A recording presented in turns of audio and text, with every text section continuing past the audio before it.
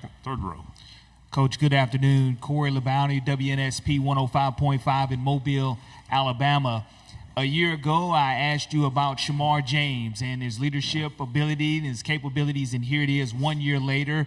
He is a representative for and an ambassador for the Florida Gators. Talk about his progression health-wise and, again, why you chose him and what he means to the Florida football program. Shamar is, let me tell you what, man, Shamar is a lot of fun to be around. One of the best linebackers in the country. You know, we were very fortunate to recruit him to be a part of our first class, and he played as a rookie. You know, he was a freshman all-SEC player. Shamar's got some, you know, he's a little wise for his age, I would say. You know, he's got good maturity. He can see the big picture, picked it up quickly, didn't even report early. He came in the summer, so all SEC. Then he started the first 8 games. You know, my nickname for Shamar is the eraser, right? Because he can make you right on defense, right? So him getting hurt was a big deal to our team. You know, I think getting him back, not only his production but his leadership, his example, big deal to get him back. Left side, fourth row. Hey, Coach. Ben Bobick, Local 3 News in Chattanooga. Last 2 years I asked you about your hometown of Murray County and what it means to you and everything. I think it's a big deal to that community to see one of their own be head coach of the Florida Gators. What does it say about that community, and what would your message be to those folks back at home? Yeah, I mean, I certainly wouldn't be here if it wasn't for that community. You know, I mean, I think I benefited from growing up in a place, just tough blue-collar people, carpet mill workers, farmers, middle-class economy. My dad was a coach. That was a big deal, you know, and great church there, First Baptist Church downtown. I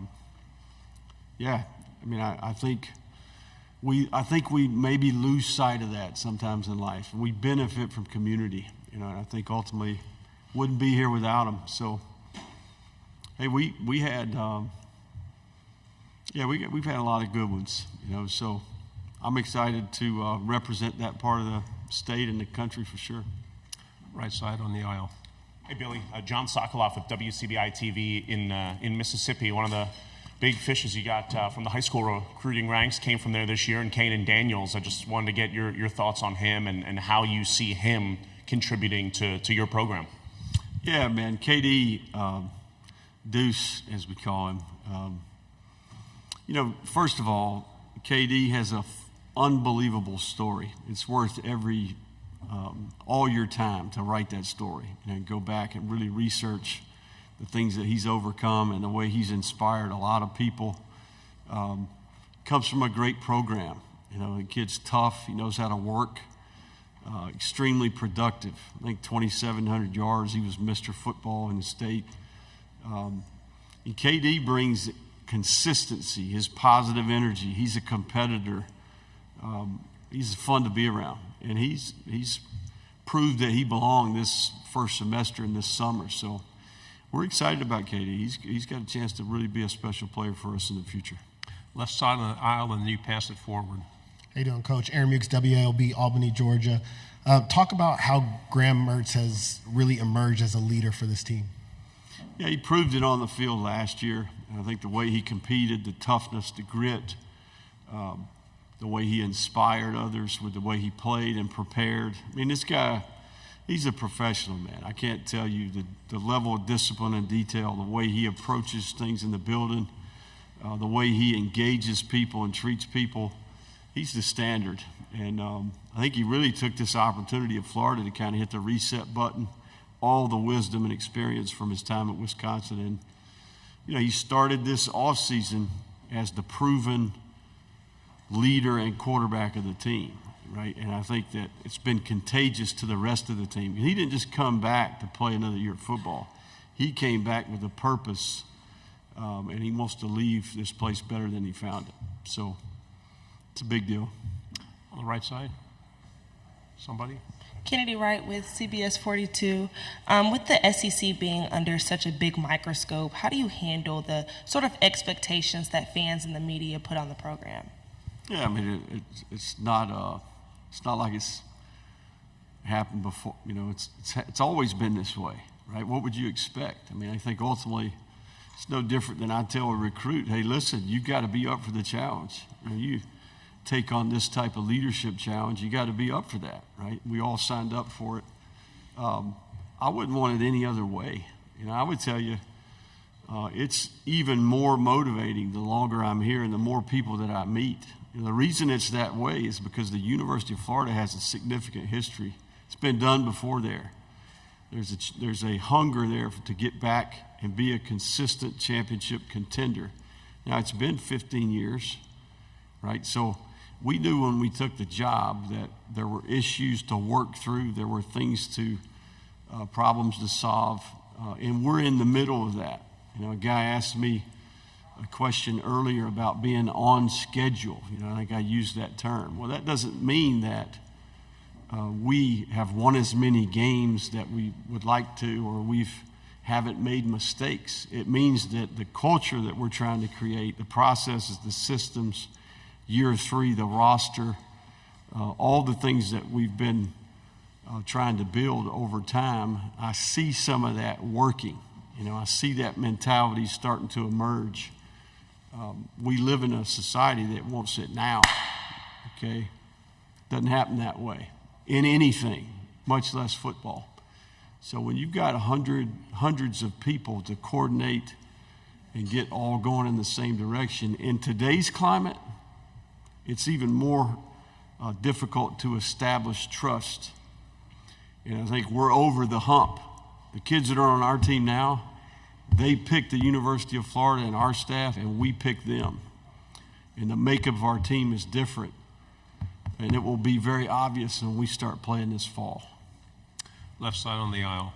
Dan Peck, ESPN 1067 in Auburn. Coach, you're one of several coaches in the SEC that came from the Group of 5 level, outstanding football in the Sun Belt, other leagues like that. The biggest differences between coaching in the SEC and coaching at the Group of 5 level, and things you learned at Louisiana, lessons you learned that you take to this job at Florida. Say it one more time. You said. So you were at the Group of 5 level. You were at the Sun Belt. The biggest differences between coaching in the Sun Belt, coaching in the SEC, and the things you learned at Louisiana that have been most valuable to you? The biggest learning curve for me was when I left Alabama, even Arizona State. When I went to Louisiana, December signing period began, right? So that evolution of the Power 5 level of football and the pace of recruiting, the sped-up evaluation process, the June official visits, right, how that affected the entire workflow and structure, that was the biggest learning curve. At Louisiana, we didn't have an official visit in June. You know, we did everything postseason. So the sped-up evaluation process, the pace of recruiting in that first cycle, kind of recalibrating our workflow, the job descriptions. But listen, we've recruited well, don't get me wrong. But that was the biggest learning curve. On the aisle in the back.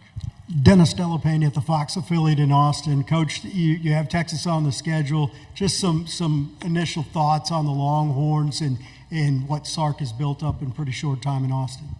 Yeah, no, Sark's got nothing but respect for Sark. Having worked on the same staff as him, you know, he's extremely bright. He's always done a good job offensively.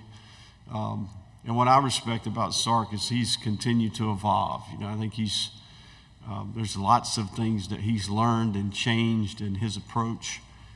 To see him kind of recreate himself a couple different times, I think is awesome. His story. So, yeah, I mean, I think we welcome Texas to the league, you know, and we're excited about going to Austin to play this fall. Left side, third row. Tyler Shaw with KBTX and Bryan College Station. A couple of your former coaches, defensive coaches, Jay Bateman, Sean Spencer, are now at A&M. Just kind of what kind of coaches are both of them, and you know what will they bring to A&M? Yeah, no, I think Jay and Sean's track record is, you know, it's proven. They did a good job for us, and certainly they'll do a good job for Mike. You know, I mean, they're seasoned, they have experience. They both do a good job recruiting, both do a good job connecting with their players, and certainly they've got good pedigree and good experience. Right side, fifth row. Brandon Marcello, CBSSports.com. Billy, you mentioned about sticking to the process, and I know in this day and age, as you said, people want things now. How difficult is it when people try to challenge you to change your ways, to not make a wholesale change, and to continue to follow your plan, even when it seems like everybody is questioning you? Yeah, I mean, I would tell you we haven't been hesitant to change. Heck, I mean, we've been forced to change. I mean, I think this game that we're competing has changed each cycle. So we've made the necessary changes, with each opportunity. I think this offseason in particular, we made some wholesale changes. But, yeah, I mean, I think ultimately when I say that, it's more of a mindset and a mentality and a belief as a program than it is the actual execution of the plan. The plan is always evolving. We always adapt. We always are tweaking, trying to continue to evolve. But process over outcome, that's where you get the conflict, right? Because everyone wants results. When you plant a seed, you got to continue to water and groom. And then, for a long time, you may not see the benefit, but it's happening. It's underground, and then, okay, here we go, right? So I feel as if we're experiencing a little bit of that, if that makes sense. I'm hopeful that we can improve and play a higher level of football this fall. Front row on the left. Michael Cobble from Baton Rouge. I was in the other room and you were listing off the names, Ron and John and Rob, obviously. What does it mean to have those kind of day one guys still with you and the ability to give you the perspective that you need, both good and bad, because they've seen it for so long? Yeah, no, I think we do have some. We've had most staffs lose 25 to 30% of their staff each cycle. We've had our fair share. I think we've got 5 assistants in the NFL now. We've made some changes on defense this past year. Ron Roberts has been phenomenal. I mean, I think Ron, if you dig into his history, the number of coaches that he's mentored and developed as an FCS head coach, and then obviously he was with me the first 2 years at Louisiana.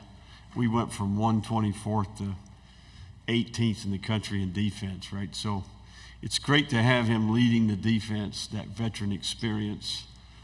He went on to do great things at Baylor and at Auburn. They played high caliber defense at both those stops. So I think that's going to prove to be really beneficial for the Gators. 2 quick ones, front row and then third. Hey, Coach Jacques, you say WAFB in Baton Rouge. Coaching changes happen. You've been asked about a couple of your assistants, but just curious, what did you take away from Corey Raymond working a couple of years with him as he now comes back to LSU? Yeah, no, I love Corey. I've known Corey for a long time, man. I used to, when I coached receivers at Alabama and he was coaching the secondary, it was first rounder against first rounder every year, and I think we had some great battles. He did a good job for us. I think we hadn't been as productive as we would like on defense. We felt like we needed to shuffle the deck a little bit. So Corey's proven he's done a great job. I've got nothing but respect for Corey.